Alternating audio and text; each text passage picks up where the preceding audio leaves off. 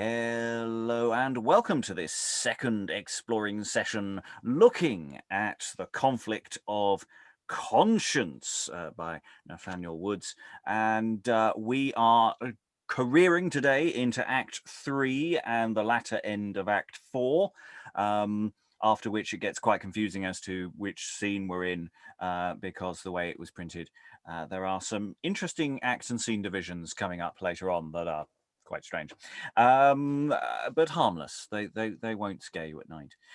We are rejoining the text as Philologus is going to encounter the vices, the vice type characters at some point. It's definitely going to be coming along anytime soon as the forces of darkness draw someone away to a position of doubt and uncertainty, or something along those lines. Joining me for this session is reading the Cardinal today is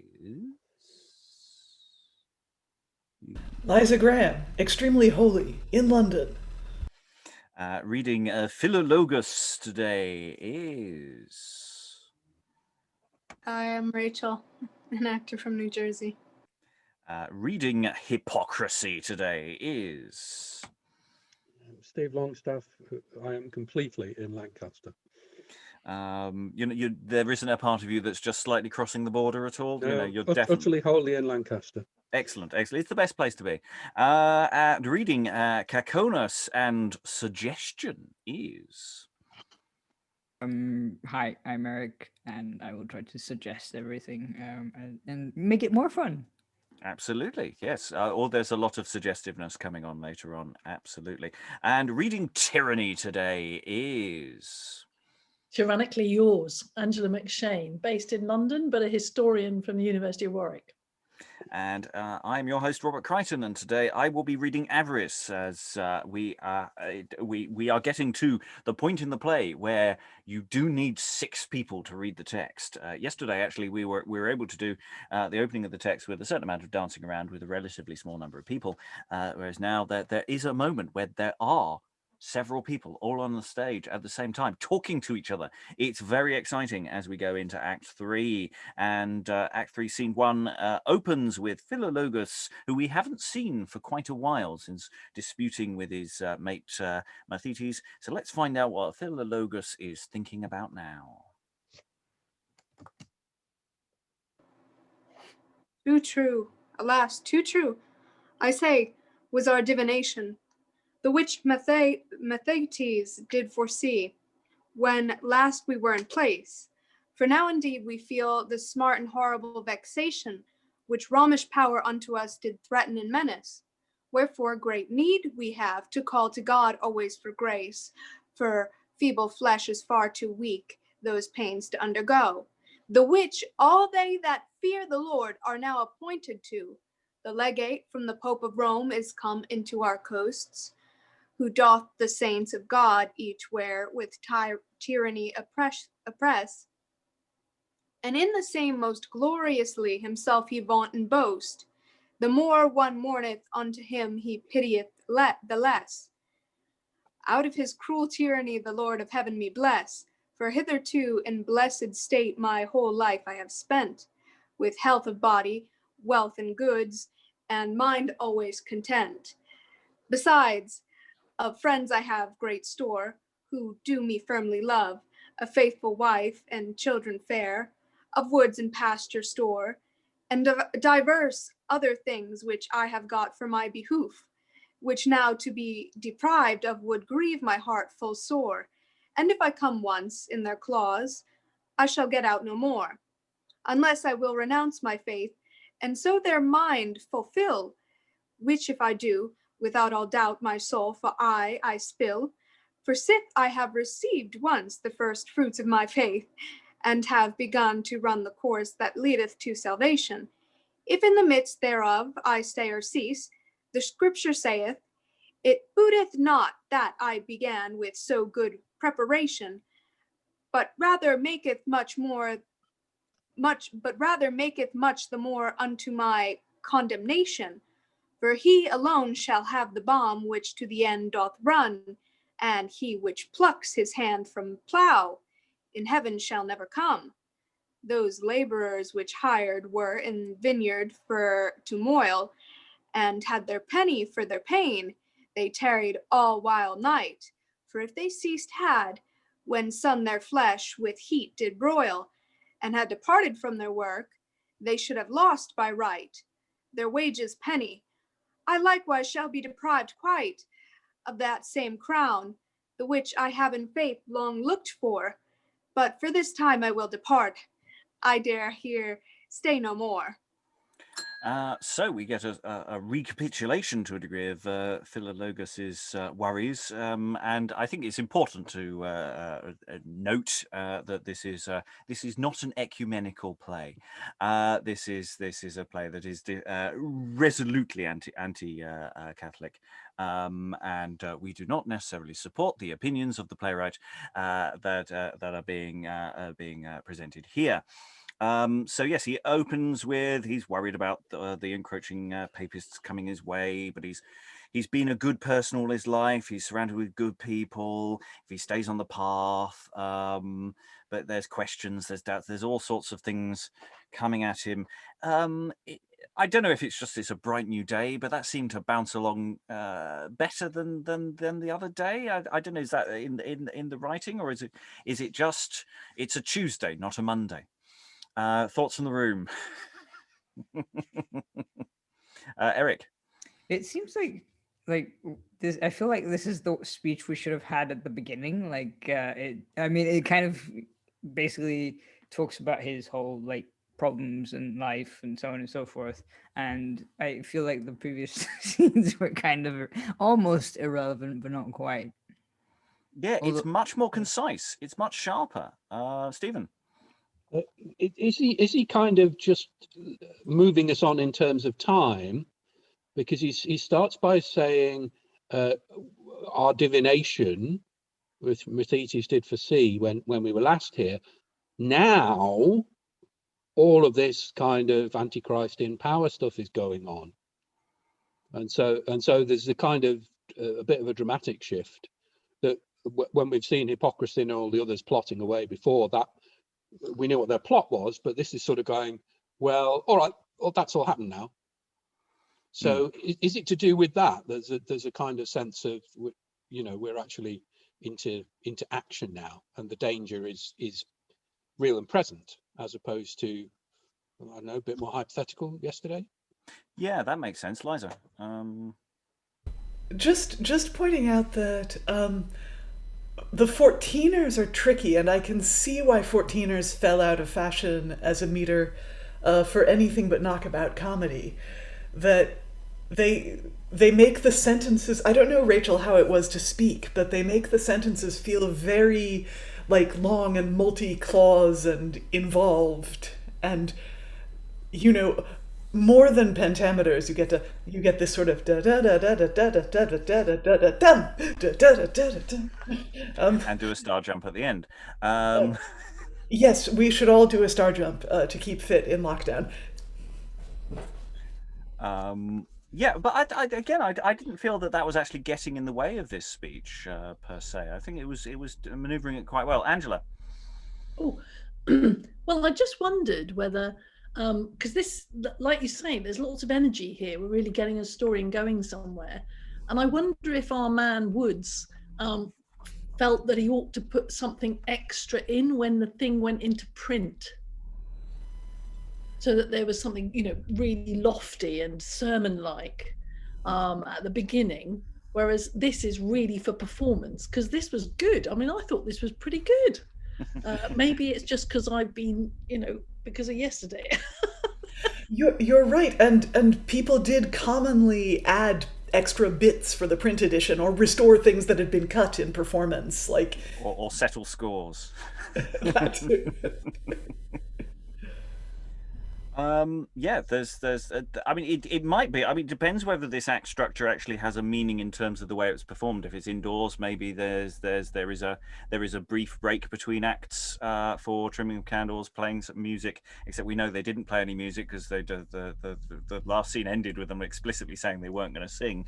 But then we don't know. I mean, they might have sung anyway. Yeah. I can't remember ever reading a cue like that where people don't sing, even if they say they're not. Anyway, I'm sure perhaps they would have had a break at some point. I mean, people in the past still had to pee, right? Yeah. And that makes it, and so the nature of the event that we're talking about, or the events that this is designed for, might be slightly, because it's not a short play, so there's some kind of pee break is required at some point, or at least the opportunity to run away if you can't keep the doors closed for the whole length of the text. Any additional thoughts? Because we've only done one little speech before we get into more action. No. Okay, I'm going to give us a little bit of steam, as it were. So I'm going to let the next speech by Hypocrisy run into scene 3 as well, and we'll let that run through into itself. So we have the entrance of Hypocrisy, and in a moment they will be joined with Avarice and Tyranny as well. So Hypocrisy, take it away. Married, now the game begins. Hypocrisy throughout this realm is had in admiration, and by my means both Avarice and Tyranny crept in, who in short space will make men run the way to desolation. Oh, what did I say? My tongue did trip. I should say consolation. For now, forsooth, the clergy must into my bosom creep, or else they know not by what means themselves alive to keep. On the other side, the laity, be they either rich or poor. Well, if rich, then avarice strangle them, because they will not lose their worldly wealth. Or else we have one subtle practice more, that is, that sensual suggestion their outward man shall pose, who can full finely in each case his mind to them disclose. But if that neither of these twain can to my train them win, then at his cue to play his part doth tyranny begin. As for the poor knave, such a one as this is, we do not esteem him, we make sure to do. For if he will not come in, we do not him miss, but to the pot he is sure to go. Tyranny deals with him, and no more. But I marvel what doth him from hence so long stay. Sooner name, sooner come, as common proverbs say. Hypocrisy steps aside, enter Tyranny and Avarice.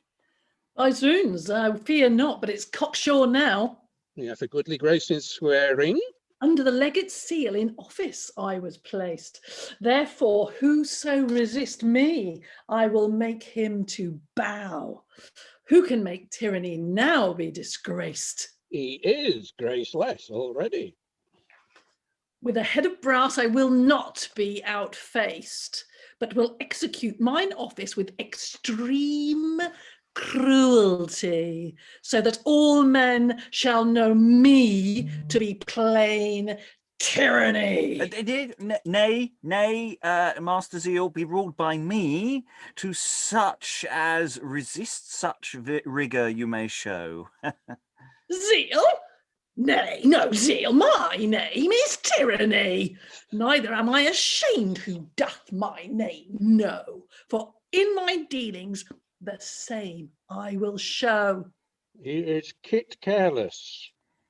None dare reprove me, of that I'm sure, so long as authority on my side endure. But to thy words a while I will list. Therefore, in brief, say on what you will. I would have you show rigour to such as resist, and such as be obstinate spare not to kill, but those that be willing your hest to fulfil. Art and practice of spiteful summoners. If they offend, and not of obstinacy, for money excuse them, though they use villainy. Thus shall you perform your office aright, for favour or money to spare the offendant. So may I also of malice or spite, of rancour of mind, punish the innocent? But I will be ruled by thine arbitrament, and will favour such as will my hand grease.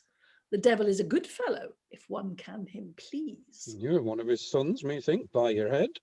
But to follow our business, great pains we do take. On an hasty message we were fit to be sent. When I lie a-dying, will you messengers make?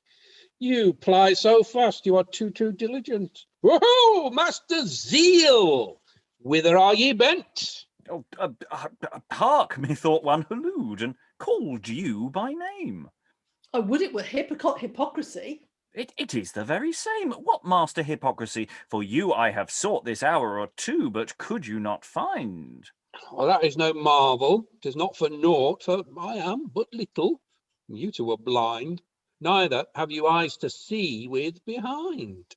Yet may the learned note herein a mystery, that neither tyranny nor avarice can find out hypocrisy. But what earnest business have you in charge, that with so great speed must presently be finished? Marry, see here. What is it? A commission large from my Lord Legate himself, authorised, the effect whereof must presently be practised. What is the tenure? Pray, let me know.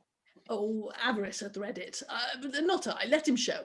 Oh, he hath firstly in charge to make inquisition, whether altars be re-edified, whether chalice and book, vestments for mass, sacraments and procession be prepared again. If not, he must look and find out such fellows as these cannot brook. To my Lord Legate such merchants present, that for their offence they may have condign punishment. If any we take tardy, tyranny them threat, that for their negligence he will them present, and I, desirous some money to get, if aught they will give me, their evil will prevent. Yea, some time of purpose such shifts we invent. Peace, yonder comes one.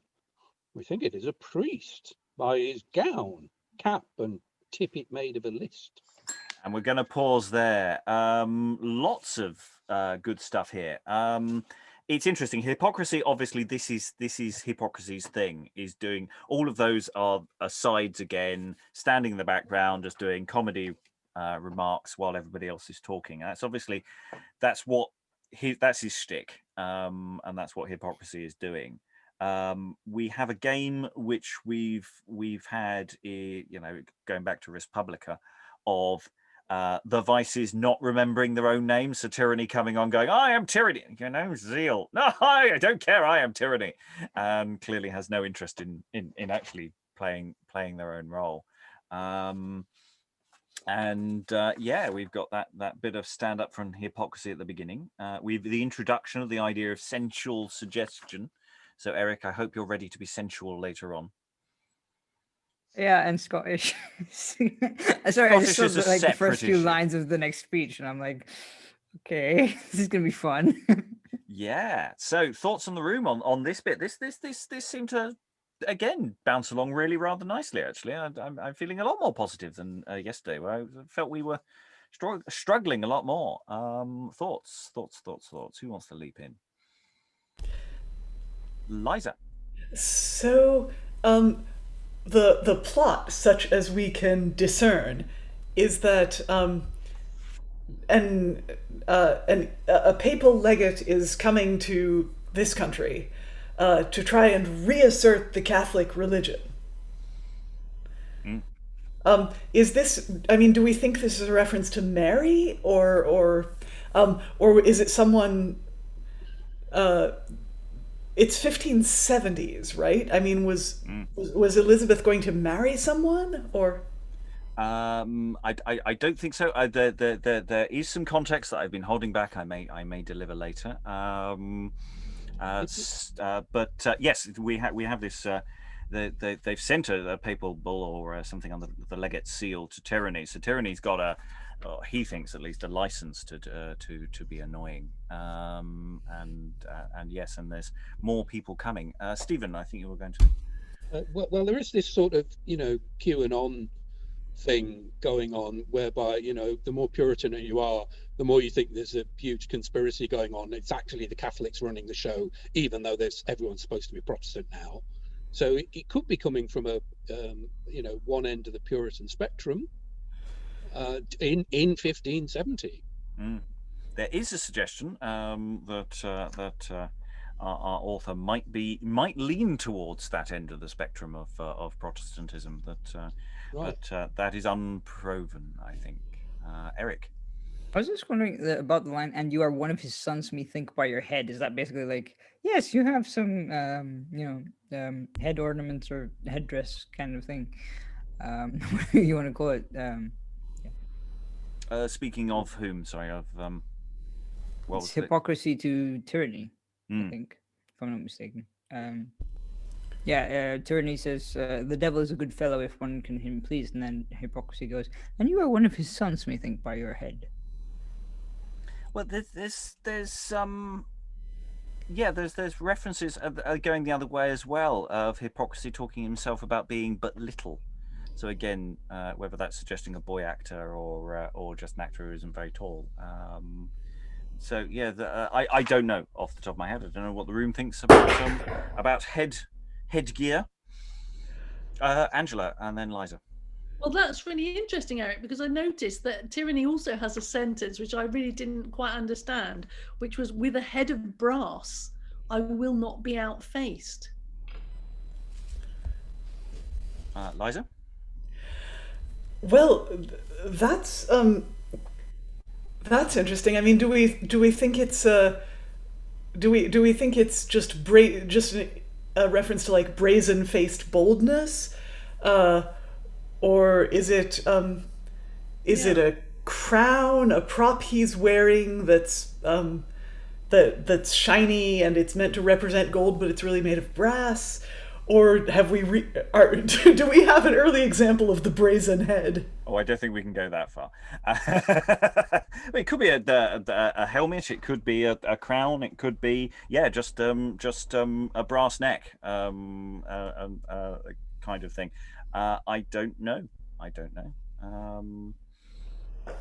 Other thoughts from the room? I like not knowing sometimes. It's just nice to just flag up questions that we don't know the answers to, because maybe the viewer at home will put something in the comments which will enlighten us, or they'll just comment when a cat appears in the background. It's one of the two. Rachel, did you have anything you wanted to add? No, I was just gonna nah. Okay. No. Okay, we'll move forward then, because the scene effectively continues. We're going into Act 3, Scene 4, and we have the entry of Caconos. And I think it's important to point out that this is written in dialect, and people haven't read the script in advance. So I think it's only fair to say that this might be a tricky moment for the subtitling from software. Beyond Shakespeare would like to apologize to the entire nation of Scotland. I don't need to. I'm half Scottish anyway, so I just apologize to myself. It's always a good excuse. I mean, I lived there, but anyway. So anyway, your joy there is that you open this character who's entered. Methink it is a priest, said Hypocrisy, by his gown, cap, and tippet made of a list, and he enters saying this. In good faith, sir, this news de gar me lope. I is as light as I me wend, give that yo will me troth. For our new agent with our load installed as the Pope, we's legate with authority throughout our country goeth, and charge before him for to come as priests and limon hath, for to spay aught, gift that he may. These new sprung heretics will disturb all Halley, work to disturb all Halley Kirk, like a sort of say mystics. Our gilden gods are brought into our kirks ilkware, that unto them or parishioner offer their goodwill. Yeah. For Halley Mass in ilk place knew they or utters to prepare Halley water packs, cross, banner, censer and candle, cream, chrismatry, Halley bread, the rest omit I will. Wilt Halley fathers did invent free or antiquity, be new received into our quirks into our kirks with great solemnity. Be these thou even been oppressed, the clergy all het keen. Far or since these affer gifts all we shall receive, all or Halley mass, though they be there, they did it but in vain. For though friends free purgatory to help the they believe, yet after hope give need beware, it would them the theme of deceive. And we'll just pause there, mid. To just give you a chance to put your tongue back in place. So yes, disturbance of their holy kirk. It's so we talked about it being in dialect. It does seem to be clearly referring to Scotland. Their holy kirk, their churches. And it's reiterating some of the problems that we've had, or that the characters have referenced earlier, that the new altars being prepared, people coming in with doing various forms of ceremony and things. Any other additional thoughts about how that passes and functions? I think that what's confusing me is like because obviously I've got this on Word, so like the underlining is making it even worse. Yes, turn off spell check, because it will just turn it into a sea of red. Any additional thoughts before we dive further in? Would you like this cup to pass? Angela.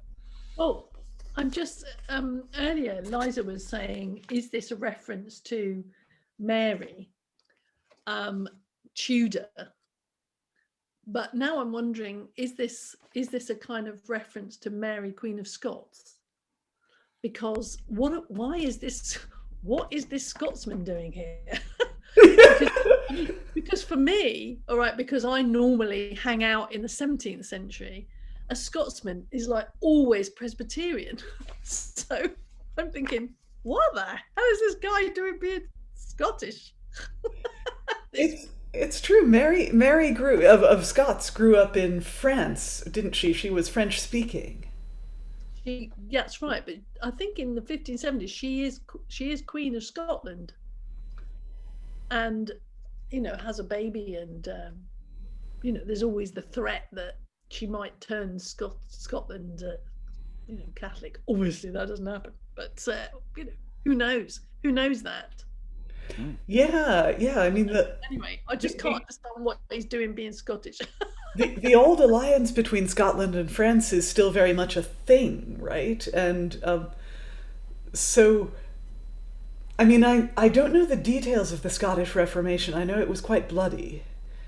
So I don't know whether in the 1570s an English person would view Scotland as a place where the Catholic customs had still hung on, or I wonder.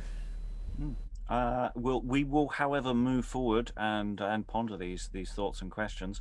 Eric, are you content to continue, or we got to seaward our pilgrimage? Okay. Seaward our pilgrimage, relics, gentles, and pardons, whilk far or gain into our kirk are brought in far the nonce.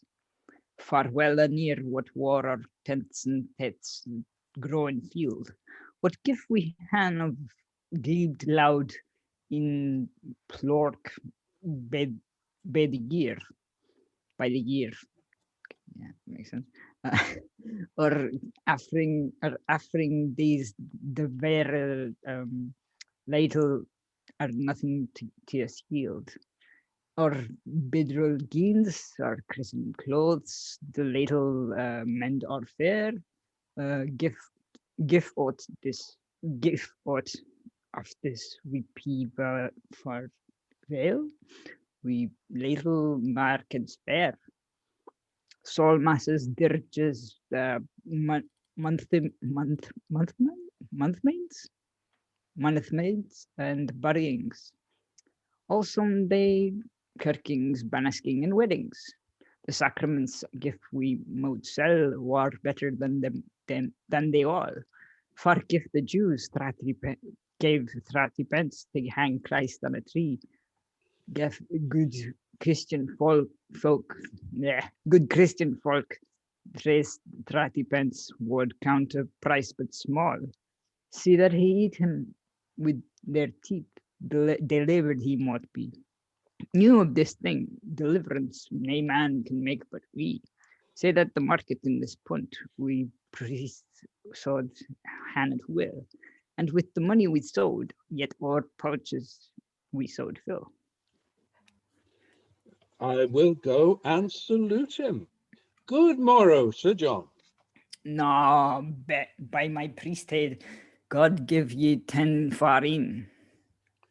Do you, Master Parson, in this parish sing?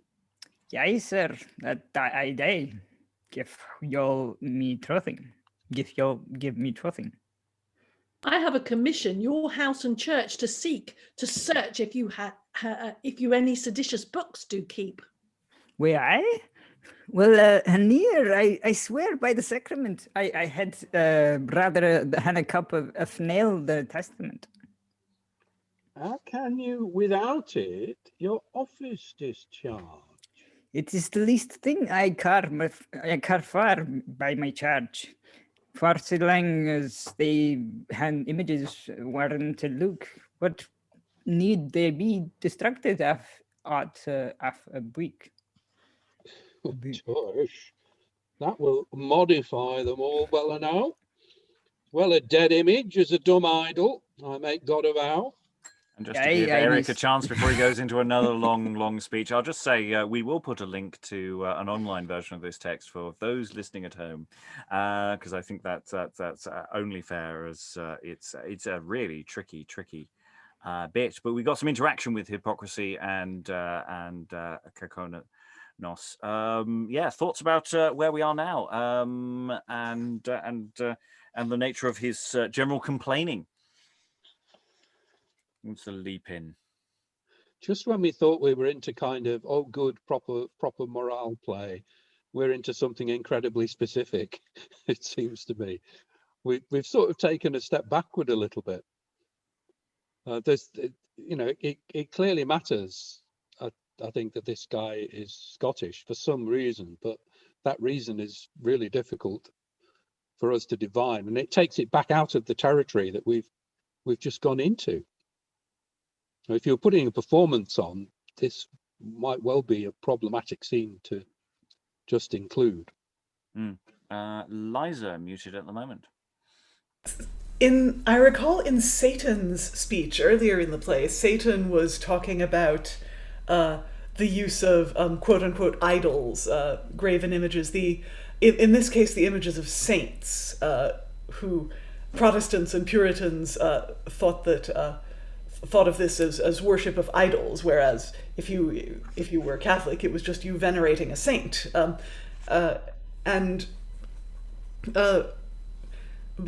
But these images were beloved, and people would lay offerings at their feet, and people would dress them in nice fabrics according to the time of year. And there's a whole thing about the use of the images of saints in churches and the various quarrels within the Anglican community about that. Anyway, they're both Satan and Caconos talk about images as being a replacement for books for the illiterate. Yes, because they ask him, do you have a testament? Do you have any seditious books? And the New Testament is a seditious book in there, in this logic. Angela. That's so interesting about the whole images thing. And I noticed that in the speech, I mean, I think this has been brilliantly written, this dialect, actually. If you let it go and you just follow the words, it makes you speak with a Scottish accent. I think it's quite clever. But he is talking about how with the new religion, he's not making any money out of it because you don't get tithings, you don't get all the offerings, you don't get all that stuff. So it's kind of interesting, goes through all that kind of thing. This is like your QAnon stuff, Stephen, where everybody, that's what a Catholic priest wants, is to have all this money coming in, because that was a big part, wasn't it, of the attacks on Catholicism. So that seems, so to me it's kind of quite clever the way that he, first of all, he says, I can't make any money and I can't have any of all my rituals I used to be able to have, and then he talks about his images and says, like, who needs a book, this'll do. So it does seem to follow, but it's just they have made him have very, very long speeches. It is true. Yeah, and he talks about transubstantiation. He's like, which again was a thing that Catholics believed and Protestants did not. And he says, well, Christ was betrayed for 30 pence, so now I charge people 30 pence to come to Mass and eat some Jesus with their teeth. And Stephen. No, I was just for I wasn't trying to jump in. Carry on. No, I think I was about done. Go right ahead. I was just thinking about this. Hypocrisy is sort of making a link to dumb idols, which has got to be a sort of Old Testament reference, I guess. So we're back into, the conspiracy. The conspiracy is, and this has always been going on. This is like 5,000 years or so of this kind of stuff. And therefore, the idea that we're an image is an idol, isn't it? And idols, we know idols are great for us guys. But at the same time, hypocrisy is sort of so obviously kind of voicing its sort of auto-critique in there, isn't it? By referring to idols, then at this point, the whole audience is going, idols? Good heavens, I'd never made the link. But it says quite clearly in the Bible. Or at least that's perhaps what the author is hoping. Anyway, we are still mid scene, and Caconos has more to say on his subject. Eric, take it away. I'm just hoping I don't have to sing in Scots, because that might be a bit difficult. Yeah. In this parish sing, we've got another reference to singing. So, though whether that's literal or just the preaching kind of singing, idea. Yeah, I by my son, by experience, thought control. Far in my portus the tongue I that know, yet when I see the great gilded letter, I can see it well, as none man can better. As for example, on the day of Christ's nativity, I see a bab in a manger and two beasts standing by.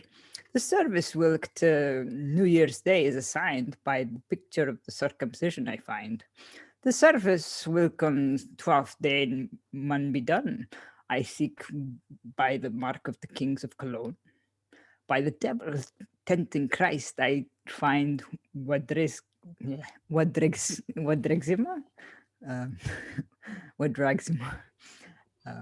By Christ on the cross, I search out Good Friday. Past for his mark hath the resurrection. And Holy Thursday is pented Christ's ascension. Thus in mine own rebuke, thus in mine own book, I is a good clerk. But give the sense work on, the cat hath had in my mark. Say the sundry miracles will ilk sent have done. By the pictures on the walls shall appear to them soon. By the whilk they are learned in every distress. What since they mun pray to for succor, doubtless. Say that all lepers to Sylvester must pray, that he would fray them their disease take away. Likewise, they that hand the falling sickness to be eased, therefore they mun pray to St. Cornelius. in contagious air, as in plague or pestilence, to the Halley St. Rook, they mun call for assistance. For peril of dawning St. Carp keep the mariners, for dying in warfare St. George guard the soldiers. St. Job heal the poor, the egg St. German, for to ease the toothache called to St. Apollon. If that a woman be barren and childless, to help her herein, she must pray to St. Nicholas. For women in travail, called to St. Magdalene. For lowliness of mind, called to St. Catherine. St. Loy, save your horse. St. Anthony, your swine. Another list. What? This parson seemeth cunning to be, as far as I see, in a good uniformity. Yea, he is well read in that golden legend. By my troth, in reading any other time, in reading any other nay time do I spend, for that I can by general council is canonized, and by the Holy Pope himself is authorized. That book farther is wholly permitted, whereas the Bible in part is prohibited, and therefore if it be lawful to utter my conscience before the New Testament eyes give it credence. I allow his judgment before Ambrose and Austin, and for hypocrisy a more convenient chaplain. It grieveth me much that no fault we can spy, for now of some bribe disappointed am I. Yet happily he may tell us of some heretics. Is there, Master Parson, in your parish no schismatics? Yea, Mara is there a very busybody. We will jest with me and call me fool and noddy and sets his lads to spout Latin against me. But I suppose then with the profundus clam ui, and oftentimes he will reason with me of the sacrament and say he can prove by the New Testament that Christ's body is in heaven placed. But I not believe him. I will not be odd-faced. He says besides that the Pope is Antichrist, figured of John by the seven-headed beast, and or religion is but man's invention, and with God's word is at utter dissension, and a plaguey deal mar of psych talk, that I dare not far may nurse by his yet walk, but I would he were brunt that I might be white. He must have a collar. His tongue runs at riot. What is his name, Sir John? Canst thou tell us? Yea, sir, that I can. He is cleaped Philologus. Wilt thou go show his house where he dwell? Yea, or else I would my soul were in hell. To do him a pleasure I would gang a whole year. If it were but to make him fabric to bear. Go with us, Avarice, and bear us company. Nay, if you go hence, I will not here tarry. Away, sirs, in your business in a corner do not lurk, that my Lord Legate, when he comes, may have work. Come on, let us go together, Sir John. I shall follow after. Good boy, you good gentleman. Well, three false knaves is between this and London. What sayest thou? As honest men as the three kings of Colon. Exeunt Tyranny, Avarice, and Caconos. Oh, this gear goes round. If that we had a fiddle, nay, I must sing too. Hey, derry, derry, derry. Oh, I can do but laugh, my heart is so merry. I'll be minstrel myself. Hey, diddle, diddle, diddle.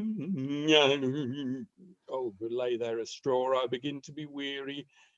But hark, I hear a trampling of feet. It is my Lord Legate. I will go him and meet.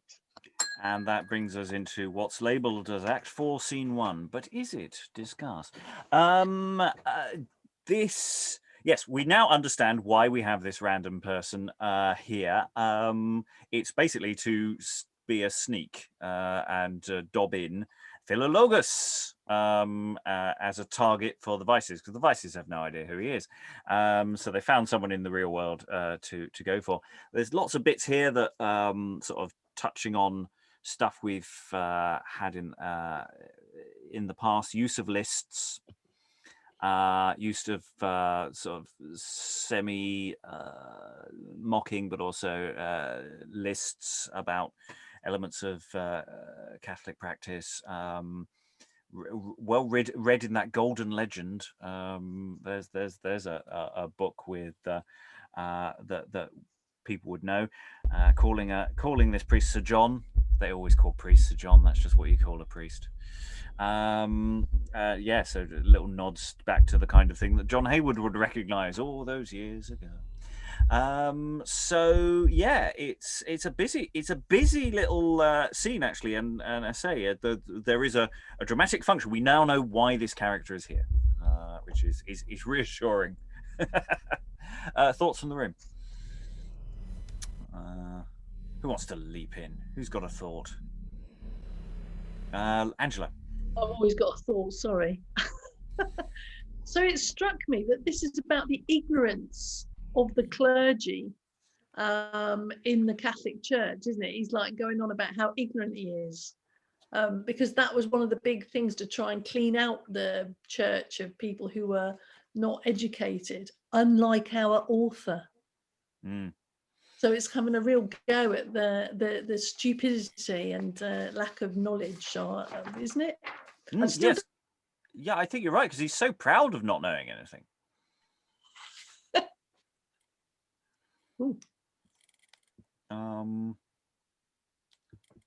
Yes, he doesn't. He just looks at the pictures on the first letter of his illuminated manuscript, and those manuscripts with their gilding. I think Protestants found them offensively ornate. They didn't like them. He also talks about the Caconos talks about the pictures on the church walls, which again, when the Reformation happened, those got whitewashed over, and stained glass windows with biblical scenes and figures in them got broken, because they didn't think that the Puritans, at least the most extreme of the Protestants, didn't think that there should be any images of people from the Bible, and you should just read the scriptures for yourself and hear it read to you and imagine it, but you weren't supposed to. They were very, very much like the Byzantine iconoclasts. They were extremely against images. Mm. And yes, and that's where the mindset of, or at least in the mind of the author, that the New Testament is in fact as some sort of seditious book. Because we'll be assuming that we're talking about in English rather than. And yeah, that it's a dangerous thing to actually have knowledge. You don't want priests knowing things from those characters' point of view. Yeah, other thoughts? No, I think we've got a handle on this play now. It does feel like it's now starting to be moving. I mean, I just want to congratulate Eric. I mean, I think the point is, yeah, it is actually a very well written thing, but it just needs a lot of rehearsal and time. Well, when I switched off spell check, it made it easier, and it's just trying to work out sort of like that BA, like bay is not pronounced as bay, it's pronounced as bai. Because in Scotland they wouldn't do that. They would, in my head, it would be spelled differently, but maybe that's just me. But yeah, it's and it is one of those things that when once you give an actor time to learn it and really get it going, these are quite fast patter pieces. Again, going back to the sort of interlude tradition of these kind of patter set pieces, you'd have an actor who's very good at this kind of thing, of being able to talk about the the various saints one after the other, or how he marks out the days of the year, and all of those lists that go on there. Okay, shall we go into the mystery that is Act 4, or more importantly, the mystery that is Act 4, Scene 1, which is a very long scene, followed by Act 4, Scene 4. So it's possible that this should be broken up into 3 scenes, and yes, something got confused along the way.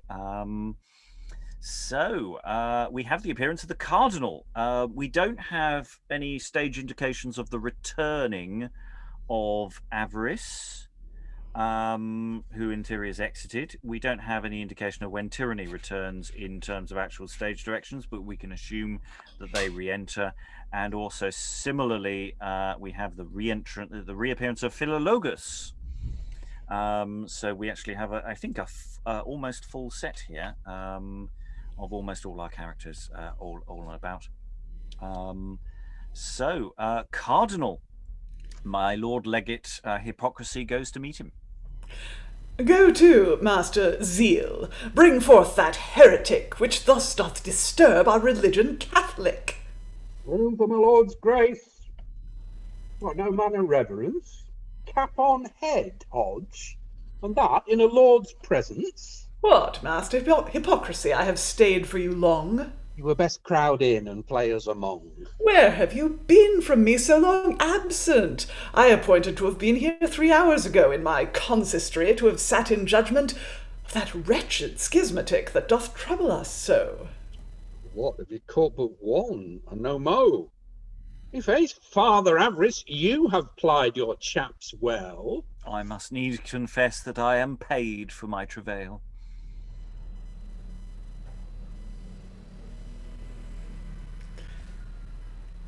Oh, you're muted, Tyranny. You are muted, I'm afraid. Wonderful performance, exactly right. Apologies.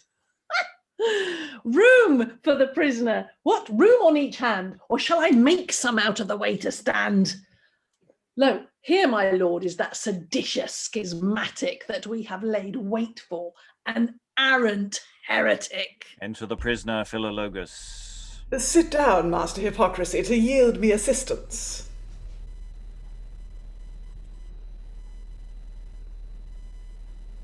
Master Hypocrisy? Sorry. Hello? I'm busy dealing with this crap audience here. Yeah, actually, that's a good point to just briefly pause and just talk about the audience stuff of, you come in, the Cardinal comes in and you turn to some poor member of the audience, and Hodge is a good generic name to throw out to an audience member and say, what, you're keeping your hat on? Take it off in the presence of a Cardinal. Have you no respect? Yeah, you were best crowd in and play us among. That's a line where I was wondering about, is that to do with just how much playing room they've got, and elements of that kind, or is it bringing the Cardinal down from some kind of high place and going, no, you come here. Yeah, you come into the middle. Yeah. When it's it's a sort of an aside of just you just make the best you can do, mate. We haven't got the facilities here. Eric. I think it was at the beginning of the script where it says it was written to be performed in private houses. So that might be just a publisher's bump, though. But I mean, if it's performed in a house, then that line would make sense, sort of. Oh yeah, I mean, the thing about any interlude like this is the expectation it'll be in a hall of some, and they're always hugger-mugger. There's always very little room to move about. So yeah, the text is definitely indicating that. So anyway, we'll go from the let's get this trial started, because it's now clear we're entering a trial scene.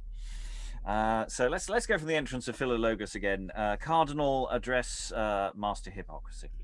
Sit down, Master Hypocrisy, to yield me assistance. I thank your lordship for your courteous benevolence. I will be the notary to write before my Lord Legate, which is commissary. Ah, sirrah, be you he that doth disturb the whole estate of our faith Catholic? Art thou so expert in God's laws and word that no man may learn thee, thou arrant heretic?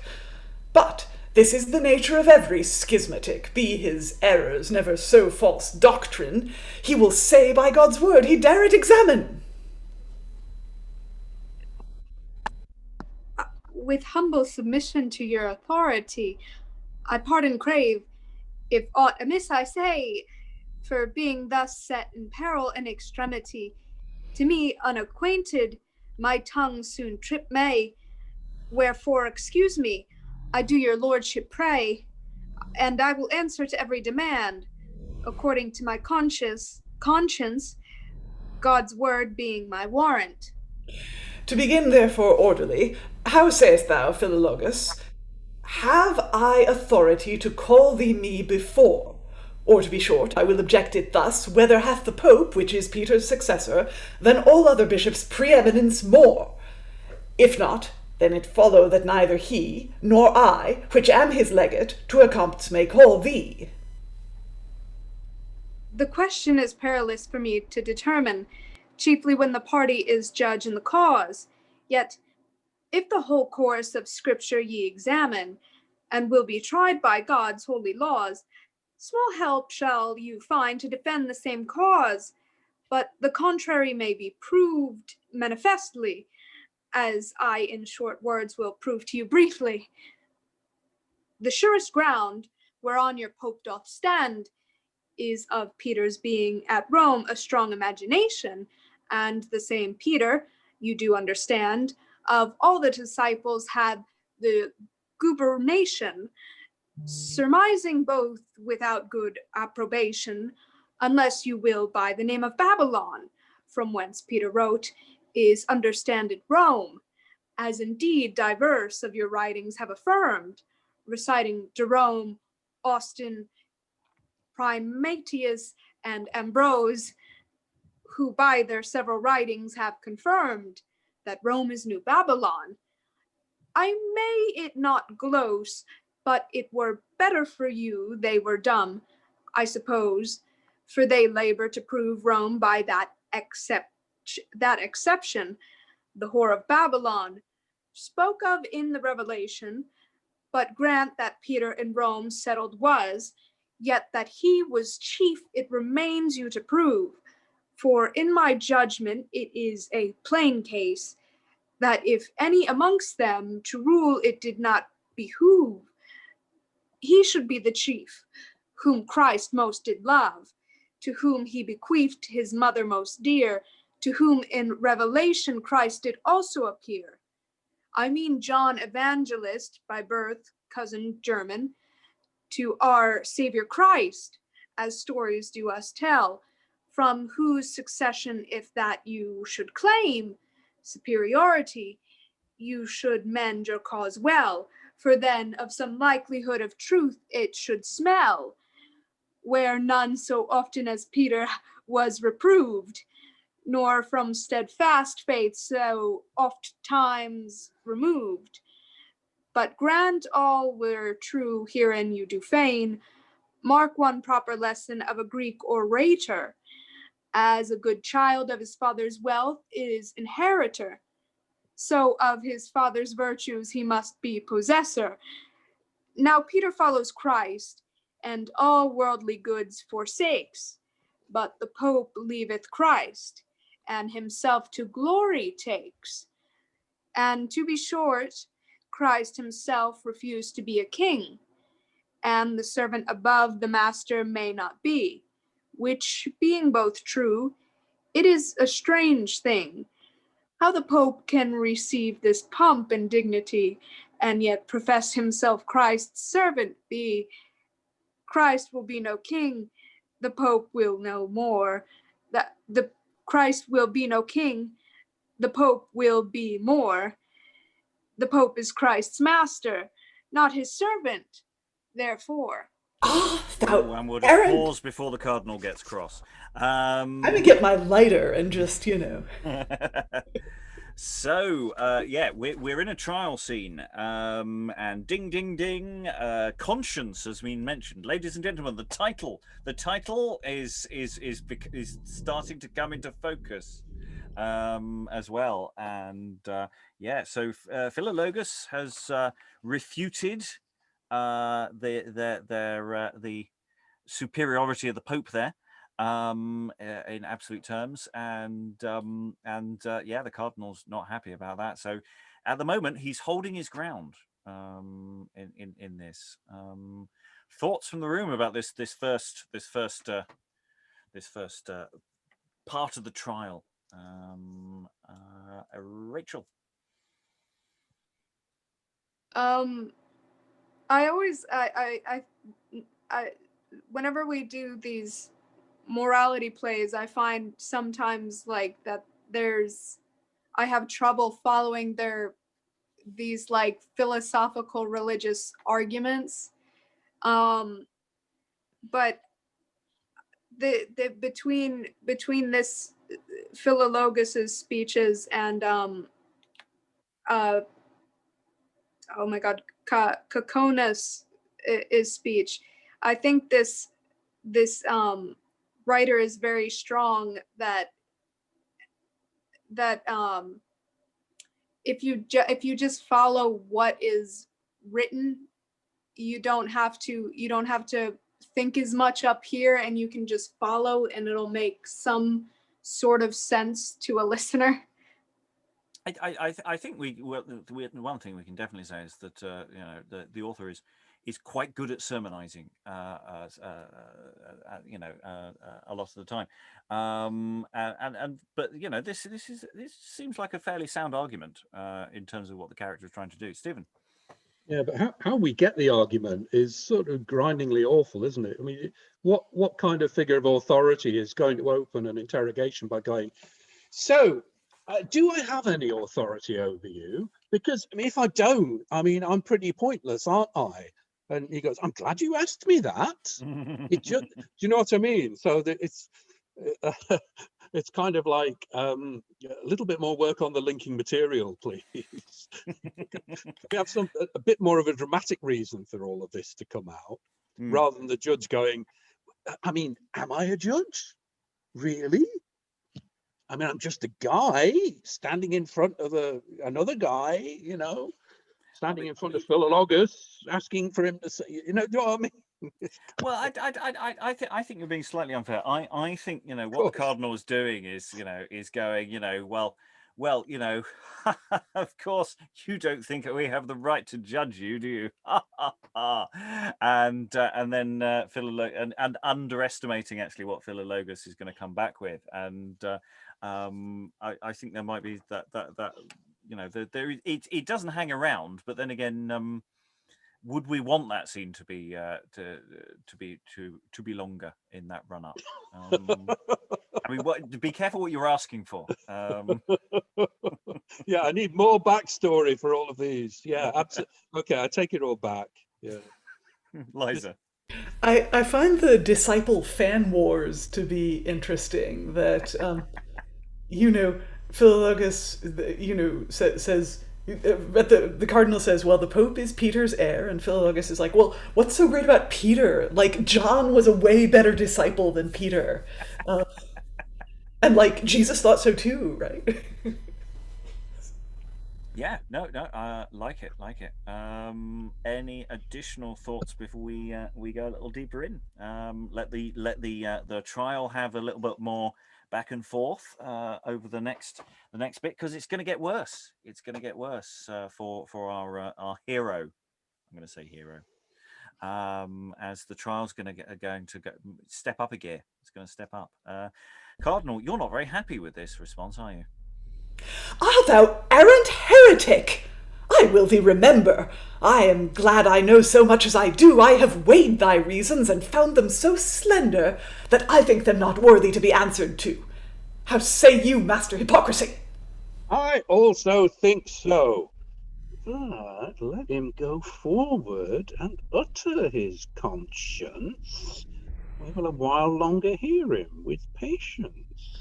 Say on, thou heretic, of the holy sacrament, of the blood and body of Christ, what is thine opinion?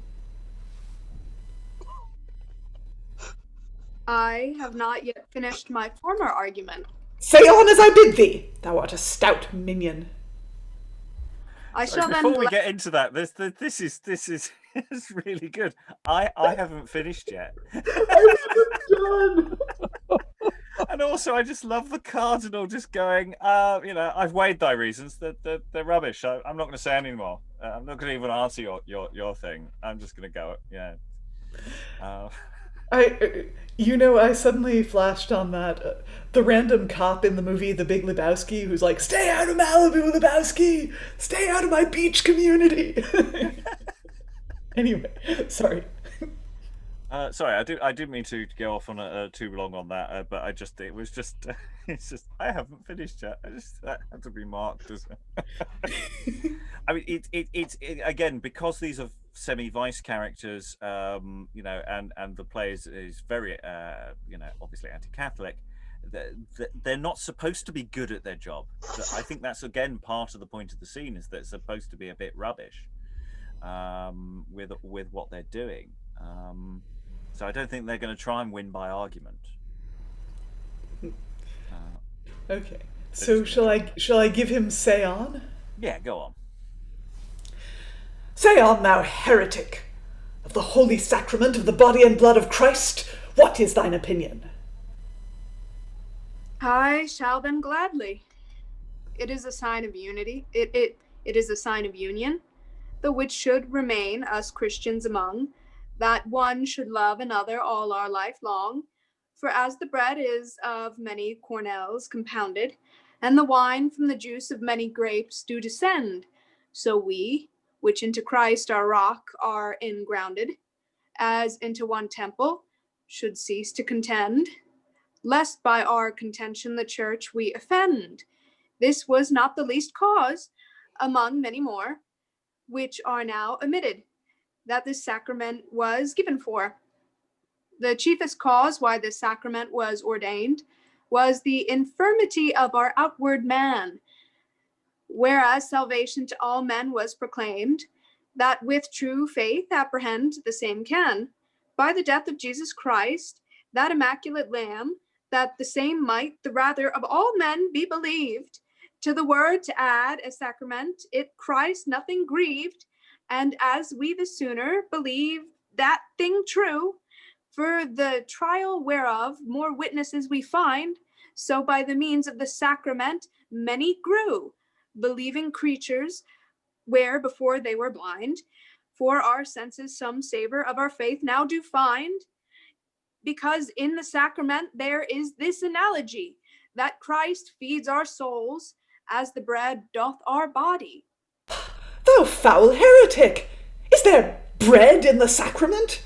Where is Christ's body then, which he did us give?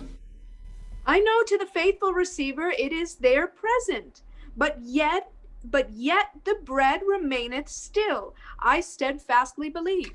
To hear these errors it doth me greatly grieve, but that we may shortly to some issue come, in what sense said Christ, hoc est corpus meum? Even in the same sense that he said before, vos estis sal terram, vos estis lux mundi, ego sum ostium, and 100 such more. If time would permit to allege them severally, but that I may the simple sort edify. You ask me in what sense these words I verify, where Christ of the bread said, this is my body. For answer herein, I ask you this question. Were Christ's disciples into salt transformed when he said, ye are the salt of the earth, everyone, or when the light of the world he them affirmed, or himself to be a door when he confirmed, or to be a vine, did his body then change? If not then, why now? This to me seemeth strange. Why, dost thou doubt of Christ his omnipotency? But whatso he willeth doth so come to pass. God keep me and all men from such a frenzy as to think anything Christ's power to surpass, when his will to his power joined was, but where his will wanteth, his power is ineffectual. As Christ can be no liar, God cannot be mortal. Set down, therefore, some proof of his will, that he would be made bread, and then I recant. This caitiff mine ears with wind he doth fill. His words both truth and reason doth want. Christ's word is his will, this must thou needs grant. He spake the words likewise, when he said, I am the door. Was his body transformed into timber, therefore? Ah! Nay, if thou beest obstinate, I will say no more. Have him hence to prison, and keep him full sure. I will make him set by my friendship more store. But hearest thou, zeal? Go first, and procure some kind of new torment, which he may not endure. I am here in readiness to do your commandment, and will return hither again incontinent. At thy return, bring hither sensual suggestion, that if need be he may us assist, lest that both I and careful provision the zeal of Philologus may not fully resist. He in his obstinacy does still persist. To put him to death would accuse us of tyranny, but if we could win him, he should do us much honesty. I hear you, and will fulfill your words speedily. Exit tyranny. So yes, we've gone from to the next question of the issue of transubstantiation, which Philologus is absolutely refuses to go with, and you know, with the logic of, well, you can find a quote that Jesus said. He's if you want to take these things literally, then we've got the. Was his body transformed into timber, therefore? I mean, whoa, sick burn there. And then, straightforwardly, the Cardinal, what's the best way of going forward? Well, let's try some torture. That might change his mind. But hypocrisy, carrot and stick here. Carrot and stick. Maybe we should have some sensual suggestion as an alternative route. Stephen. I did a bit of reading once about later trials of Protestant dissenters when they were in the tower, and it was actually quite a thing that very, very senior clergy, you know, like the Archbishop, would try and persuade people, even while they were in the tower, you know, out of their errors, because there was this kind of confidence that no, actually we have the right kind of understanding of the scripture. And so this is, you know, this is quite like what might have happened to somebody in that situation. It wasn't necessarily a case that you were just, you know, sort of, oh, heretic, right, okay, bonfire, bang, you know. Yes. Other thoughts about this scene? Cardinal, you seem quite cross.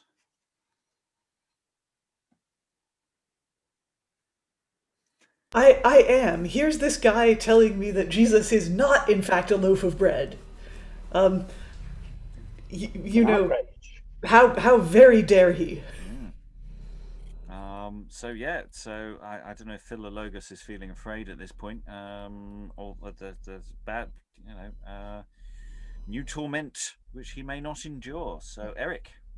I was just gonna say that it's interesting how at the beginning he's sort of described as someone who likes to talk a lot and is kind of miserable, and basically the problem with like the whole thing is that he's going to sort of recant and, you know, convert to, you know, sort of say basically because he's going to lose his life and stuff. And I'm like, but is that really a viable alternative? Like religion or death? It's kind of like, you know, it's a bit hardcore.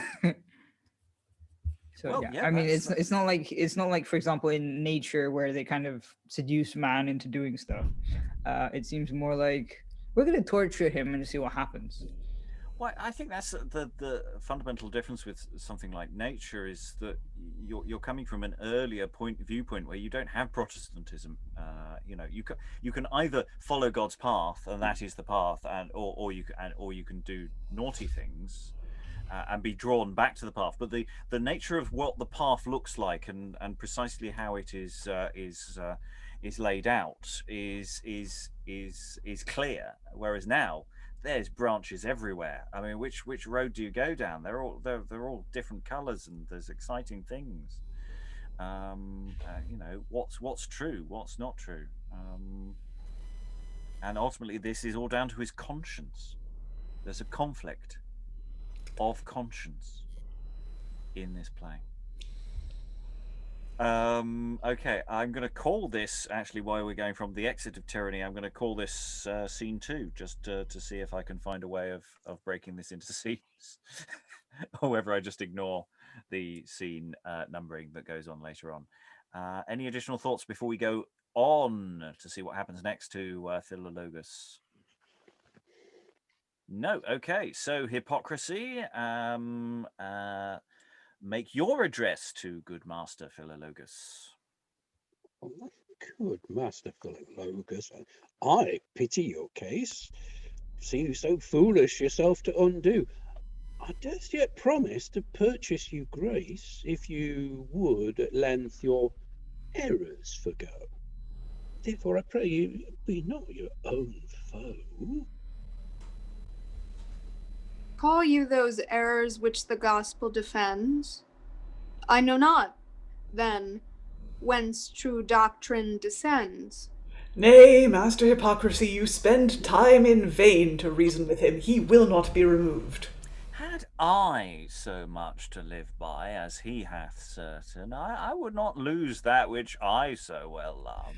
He stands in his reputation. He will not be reproved, and that is the case that he is so that is the cause that he is so obstinate. But I shall well enough thy courage abate.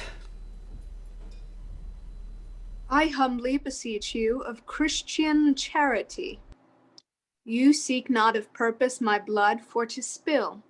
For if I have displeased your authority, in reasonable causes redress it I will. But in this respect I fear I should kill my soul forever, if against my conscience I should do to the Pope's laws acknowledge obedience. Cease from these words, if your safety you love, as though no man had a soul more than you. Such nips perchance my lord's patience will move. Then would you please him, if that you wist how. But if you be ruled by my honesty, I vow I will do the best herein that I can, because you seem to be a good gentleman. Were it not better for you to live at ease, and spend that merrily which erst you have got, than by your own folly yourself to disease, and bring you to trouble which other men seek not? In faith, Philologus, your zeal is too hot, which will not be quenched, but with your heart blood. I also zealous, I bethink myself would. Tush, it will not be. He thinks we do but jest. Wherefore, that some trial of my mind he may have, that careful provision should go, I think best, into the town, and there assistance crave, his house for to enter, and his goods for me save, lest when his wife know that she be confiscate, into other men's keeping the same she doth dissipate. You speak very wisely in my simple judgment. Therefore, you were best send him away. Go to, careful provision, depart incontinent, and fulfill the words which I to you say. Of pardon herein I do your lordship pray. You doubt not, I trust, of my willing mind, which herein is most ready you always shall find. For who is more ready by fraud to purloin other men's goods than I am each where? But lest some man at me should chance to foin, and kill me at once, I greatly do fear. I had rather persuade him his folly to forbear. Prove then, if thou canst do him any good, he shall not say that we seek his blood. Master Philologus, you see your own case, that both life and goods are in my lord's will. Therefore you were best to sue for some grace, and be content his words to fulfill. If you neglect this, hence straightway I will, and all your goods I will sure confiscate. Then will you repent it, when it is too late. My case indeed I see most miserable, as was Susanna betwixt two evil places, as was Susanna betwixt two evils placed, either to consent to sin most abominable, or else in the world's sight to be utterly disgraced. But as she her chastity at that time embraced, so will I now spiritual whoredom resist, and keep me a true virgin to my loving spouse, Christ. Wilt thou then neglect the provision of thy household? Thou art therefore worse than an infidel is. That you abuse God's word, to say I dare be bold, and the saying of Paul you interpret amiss. I never saw the like heretic that this is. Away, careful provision, about your business. If there is no remedy, I am here in readiness, and exit Avarice to get all the goods. Yes, so Hypocrisy and Avarice trying a certain level of carrot and stick back and forth there. Hypocrisy's being very, I'm on your side, really. Look, just say the words. It's fine. You don't need to believe it. It's okay. And I'm going, you don't want to lose all your stuff. You don't want to lose it all, do you? Good inquisitor, bad inquisitor. Yeah, how much of that was pre-planned?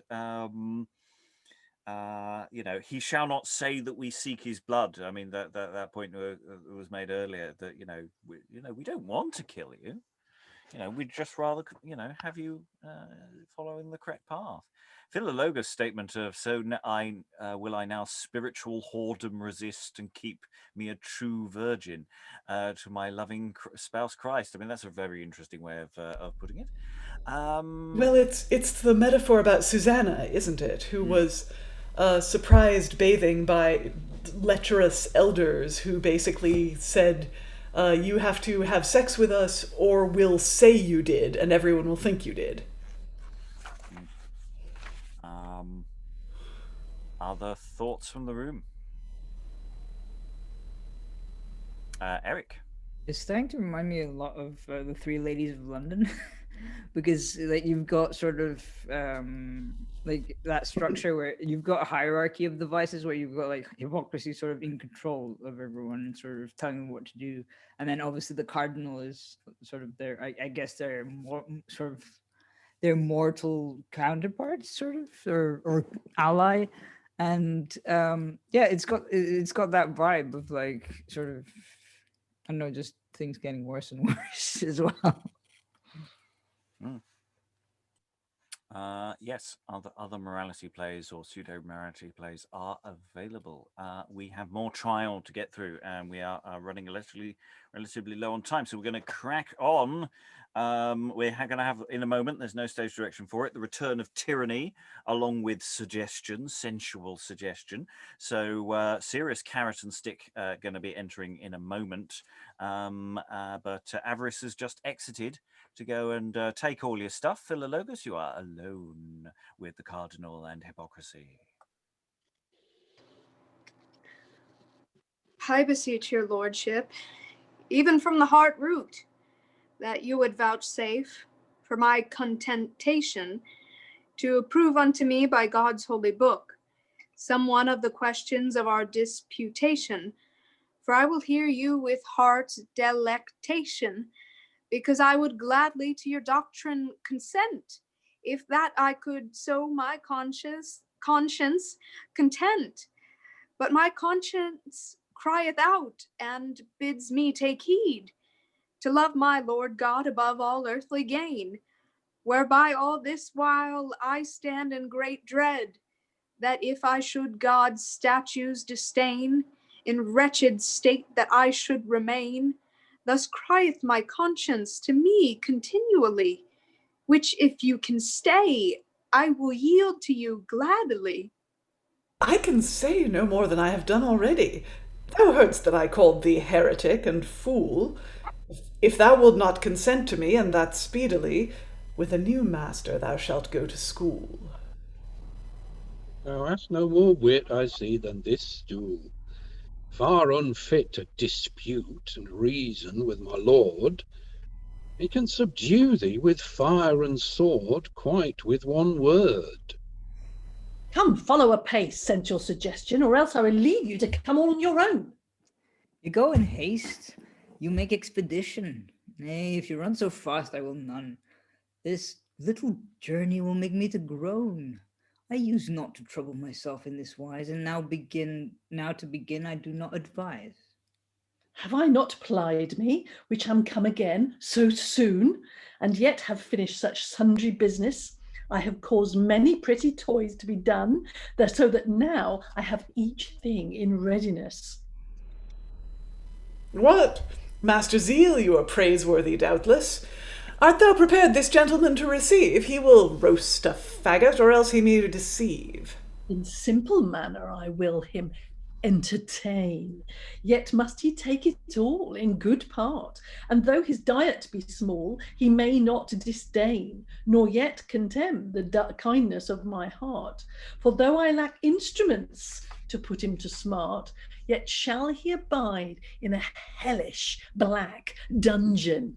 As for blocks, stocks, and irons, I warrant him he'll want none. Well, farewell, Philologus. You hear of your lodging. I would yet do you good, if that I wist how. Let him go, Hypocrisy, and not stand not all day dodging. You have done much for him, I make God a vow.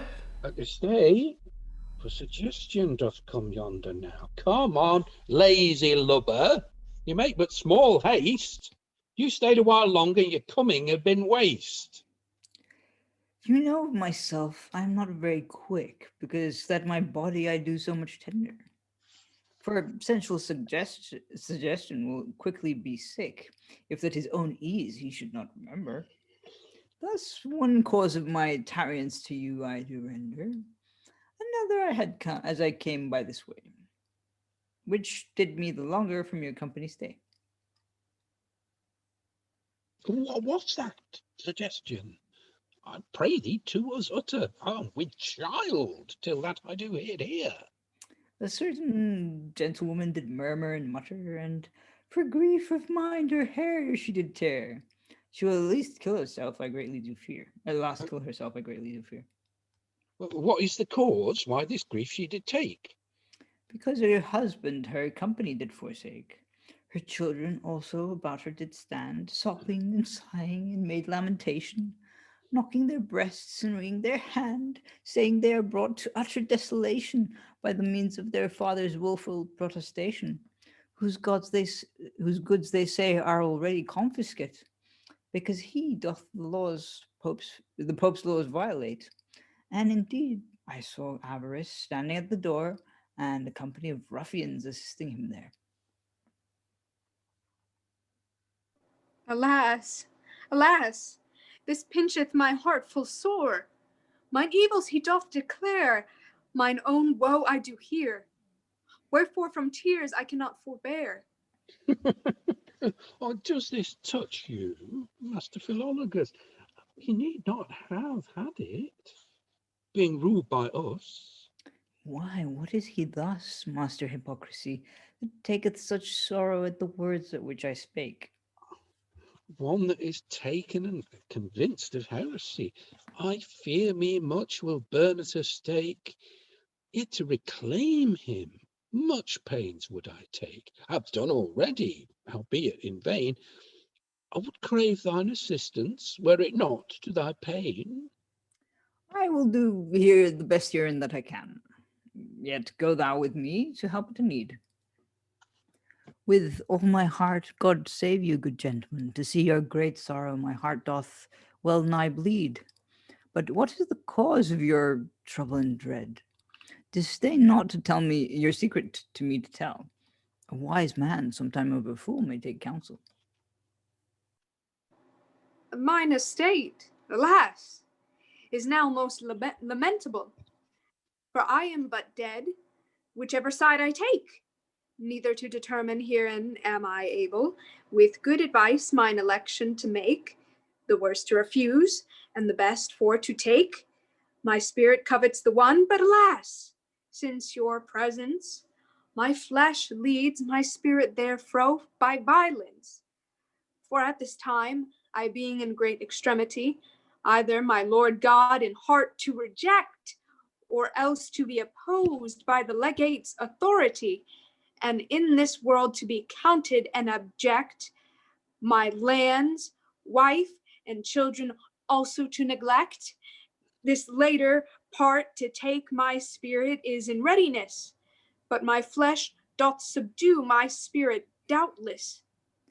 Your estate perhaps seemeth to you dangerous, the rather because you have not been used to incur before time such troubles perilous. But to your power such evils have refused. Howbeit of two evils the least must be choosed. Now, which is the least evil we will shortly examine, at which part to take yourself may determine. On the right hand, you say, you see God's just judgment, his wrath and displeasure on you for to fall. And instead of the joys of heaven ever permanent, you see for your stipend the torments infernal. That is it indeed which I fear most of all.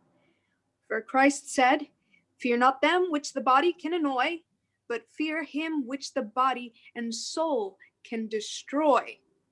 Well, let that lie aside a while as it is, and on the other side make the like inquisition. If on the left side you fall, then you shall not miss, but to bring your body to utter perdition. For at man's hand, there is no remission. Beside, your children fatherless, your wife desolate, your goods and possessions to other men confiscate. Saint Paul to the Romans hath this worthy sentence: I accompt the afflictions of this world transitory, be they never so many, in full equivalence, cannot countervail those heavenly glory, which we shall have through Christ his propitiatory. I also accompt the rebukes of our Savior, great gains to me than this house full of treasure. You have spoken reasonably, but yet, as they say, one bird in the hand is worth two in the bush. So now you, enjoying these worldly joys, may esteem the others lights of rush. Thus may you escape this perilous push. Yea, but my salvation to me is most certain. Neither doubt I that I shall suffer this in vain. Is your death meritorious, then, in God's sight, that you are so sure to attain salvation? I do not think so, but my faith is full pight in the mercies of God, by Christ's meditation, by whom I am sure of my preservation. Then to the faithful no hurt can accrue, but whatso he worketh, good ends shall ensue. Our Savior Christ did say to the tempter, when he did persuade him from the pinnacle to fall, and said he might safely that danger adventure, because that God's angels from hurt him save shall, see that thy Lord God thou tempt not at all. So I, though persuaded of my sins' free remission, may not commit sin upon this presumption. What, have you not yet done your foolish tattling with that froward heretic? I will then away. For if you will tarry to hear all his prattling, he would surely keep you most part of the day. It is now high dinner time, my stomach doth say, and I will not lose one meal of my diet, though thereon did hang 100 men's quiet. By your lordship's patience, one word with him more, and then, if he will not, I will give him to tyranny. I never saw my lord so patient before, to suffer one to speak for himself so quietly. You were best not to trust to his courtesy, his evil waking of a dog that doth sleep. While you have his friendship, you were best it to keep. I promise thee, Philologus, by my vowed chastity, If thou wilt be ruled by thy friends that be here, thou shalt abound in wealth and prosperity, and in the country chief rule thou shalt bear, and 100 pounds more thou shalt have in the year. If thou wilt this courtesy refuse, thou shalt die incontinent. The one of these choose. Well, since this is no time for us to debate in formal manner what is in my mind, I will at once to thee demonstrate those worldly joys which here thou shalt find. And because thou art, partly blind, in this respect look through this mirror, and thou shalt behold an unspeakable pleasure. And shows him a mirror. And yeah.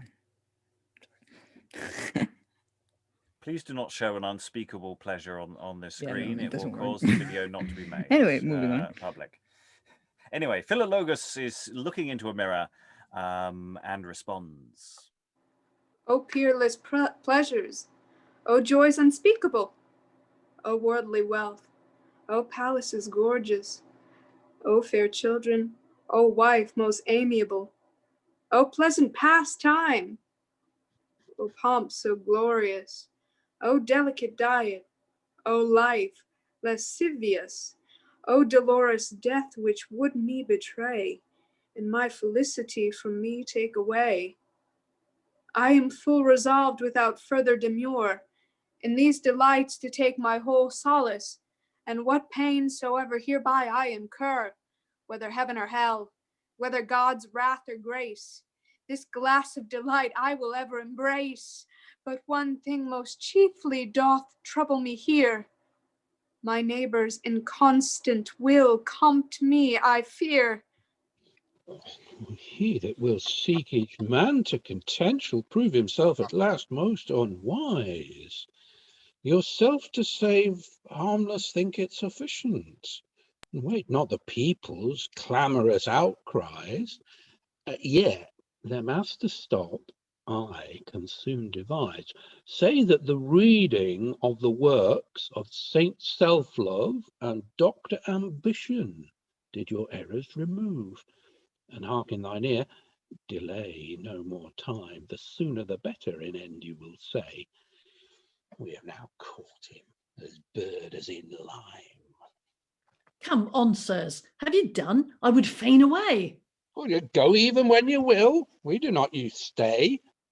Philologus has drunk such a draught of hypocrisy that he minds not to die yet. He will master this malady. Come on, Master Philologus, are you grown to a stay? I am glad to hear that you become tractable. If it please your lordship, I say even what you say, and confess your religion to be most allowable. Neither will I gainsay your customs laudable, but former follies I utter renounce. That myself was an heretic, I do here pronounce. Nay, Master Philologus, go with me to my palace, and I shall set down the form of recantation which you shall read on Sunday next in open place. This done, you shall satisfy our expectation, and shall be set free from all molestation. Into the bosom of the church we will you take, and some high officer therein will you make. I must first request your lordship's favour, that I may go home my wife for to see, and I will attend on you within this hour. Nay, I may not suffer you alone to go free, unless one of these your surety will be. Aye, sensual suggestion for him will undertake. Very well, take him to you. Your prisoner I him make. Come you, Master Hypocrisy, and bear me company, or else I am sure no meat I should eat. And go before zeal, to see each thing ready, that when we once come we stay not for meat. With small suit hereto you shall me entreat. Farewell, Tyranny. Farewell, Philologus, and make small delay. Perhaps of our dinners for you I will stay. And exit Cardinal and Hypocrisy. Had not you been a wise man yourself to have lost, and brought your whole family to wretched estate, where now of your blessedness yourself you may boast, and of all the country come to yourself fortunate. Such was the wit of my foolish pate. But what do we stay so long in this place? I shall not be well, whilst I am with my Lord's grace. And in theory they exit, but maybe they don't. But that's as far as we're going to get tonight. Yeah, lots and lots of interesting things here as the trial of his conscience ebbs and flows. We have the arrival of suggestion, and suggestion tries to be suggestive. I quite like towards the end suggestion just sort of going, well, as time's running on a bit, I've got a plot device here that will just quickly move you onto the next step of this play. Looking at this mirror, it will show you lovely things. Which it does feel a little bit of a cop out at that point in the text. It's not like they've sort of they have done the work. There is a journey here, and Philologus goes through this journey. It's becoming more unsure. There's the torture devices are being brought on as well as suggestion, and it's really interesting at the end there of just going, can I visit my wife? And said, no. You can't. We're not letting you out of our sight unless one of us goes with you. So that they're not giving him any respite from the pressure that they're putting him under. We're effectively going into final thoughts, not only for this end of this quite long scene, but also the play overall for those who've been here for all the sessions. But yes, this interesting trial scene. And all the stuff that we've had thrown at us. Stephen, I'll go to you first. How have you found this journey? Act 4 has been really interesting. It's livened up, hasn't it? I mean, I think from the sort of actory point of view, there's really interesting tension here about things that are asides, who can hear what when. And that gives, so that would work in my imagination. I've got it almost a street theatre, it's surrounded by an audience so you can slip in and out of that. So that was a kind of really interesting thing to try and work out what was going on and who could hear what. The only other point really is about the mirror. I sort of felt it was a bit like, I don't know if anyone's ever seen this sort of old 60s film called The Ipcress File, which is about the breaking down of British agents in the Cold War. And the most dastardly thing that they have is this kind of brainwashing machine, which nobody can withstand. They try and talk you out of it, etc. So, and it felt to me a little bit like that, or the sort of mad scientist with the injection, or something like that, So he's kind of, it's kind of unfair, really. He's sort of batted everything back, and then they do this kind of horrible techno thing to bypass his conscious mind. So, I mean, that it is a plot device, I agree, but I'm just wondering, just how much of a kind of dastardly deed it would be to show somebody a mirror, because it's not a normal mirror, is it? I mean, he's not going, I wish I'd moisturized. No. He starts having hallucinations. It's like sort of 2001 or something, oh, wow. Alice's. Yeah, going from the Ipcress file, I mean, in my mind, it was this is The Prisoner. This is Patrick McGowan saying, I am not a Catholic. I'm a free man, and being presented with some sort of a mind warping device there, which may or may not stick. So yeah, presenting this as an ITC series certainly appeals to me in a slightly interesting way. Eric, final thoughts from you? Yeah, no, it's interesting how this is sort of, well, now we actually have action compared to before. That huge chunk of the play that is basically people sermonizing at each other or whatever. Suggestion was interesting. He's very sort of like, oh well, if you don't want this, I will give you this other thing, and it's like it doesn't matter anymore. That your kids are gonna die, and your wife is gonna be sort of destitute or whatever. And it's like, it's not my problem. Sort of like very, I don't know, maybe even camp. I don't know if that's an appropriate word in this context, but like he's got that sort of, whatever kind of thing. And yeah, it's interesting how since we had the Scots part as well, I'm not entirely sure why that priest had to be Scottish, unless they were suggesting sort of that Scots were kind of more likely to be, less educated or sort of idolatrous. I don't know if that's even a word, but yeah. Excellent. Rachael, final thoughts from you. You've obviously stepped in mid-play, but in a sense, the mid part of the play is the much more plot heavy, in the sense that you've been given actually the journey of Philologus thus far on a plate. So you haven't missed that much in that earlier scene that you weren't here for. So yeah, how's it been for you? I mean, it's I think this is like a great like actor friendly script, because just as a first read, the way this playwright has written it, it's just very easy to jump into. And it's interesting how he puts rhyming words in that have different stresses that kind of force different things or suggest different things. I don't know. This play just seems like it was what do you call it? Like it has a lot of experience. Like it sounds like it was taken out and road tested a couple times just for how it flows.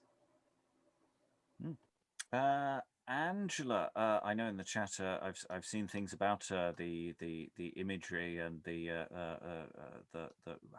we've just been having here. Any other final thoughts and things to share with the room and the world at large? I think what's really it's quite moving actually, the way that Philologus has been persuaded to give up all his beliefs. And what's interesting is, whereas right at the beginning, tyranny is very loud, avarice is very loud, but interestingly, the suggestion, who is in fact going to win the race, doesn't come in. He comes in as a surprise character, really. We've not met suggestion, but suggestion really gives that sense of the sophistication that Catholicism can defeat Protestants through that level of sophistication, and that's kind of really remarkable. I think that's very interesting, the way that he held back suggestion until this point. So it comes as a surprise and a shock. It's almost that moment with the mirror, of maybe even just the element of Catholic ceremonial. The incense is going, and that there's something is being drawn in the way that this writer is working, and this world view that this author has, which once again I think we should point out that we have no skin in the game in that sense, and we do not affirm such viewpoints and such attacks on other people's belief systems. It is not our place. Liza, final thoughts. Well, I do like the device of the mirror, because first of all, theatrically it's low budget, much less so than producing a mound of gold or jewels or whatever. And also I like that it can be whatever you want. You just sort of infer that it's what the person most desires.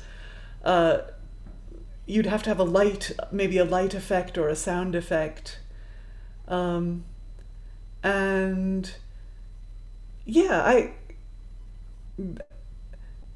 I don't love this play. I don't think I ever will, but I'll look forward to seeing what happens next.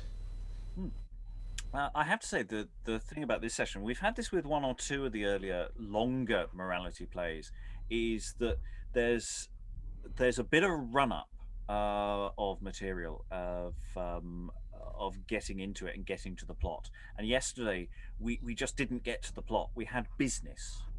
We had some sermons, but we didn't get to the plot. And suddenly we are presented with a story. We've got someone who is being forced to change their mind, and it has a different weight to it, and that at the moment, from what we've done with these first two sessions, my mind thinking ahead and to what's performable about this is that there is an evening of theatre where the first half is talking about this kind of play in a didactic way of doing we're here to present something based on this material, and the second half is a cut down version of very much this element of the story, because this story and where I suspect it's going to go tomorrow is very condensable, and I think with that context beginning for an audience, so that they know what they're watching and what they're coming, and that we're not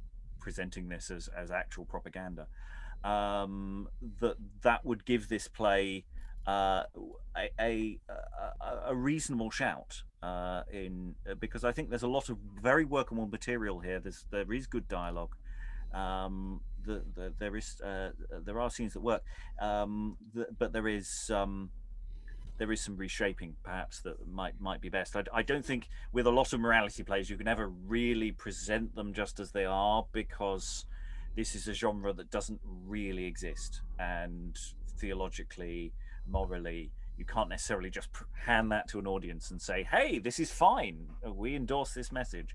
And also they're sort of rife with anti-Semitism and other forms of hate.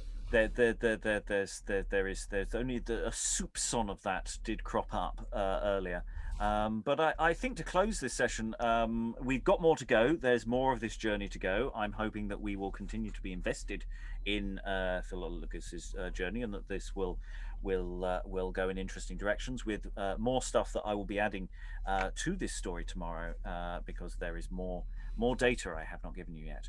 But all I think that remains is for me to thank all the wonderful readers in the room tonight, all their comments and wonderful thoughts, and to say one bird in the hand is worth two in the bush. I don't know if that's the earliest use in dramatic literature, but I'm liking it. I'm liking that appearing here. And on that note, goodbye.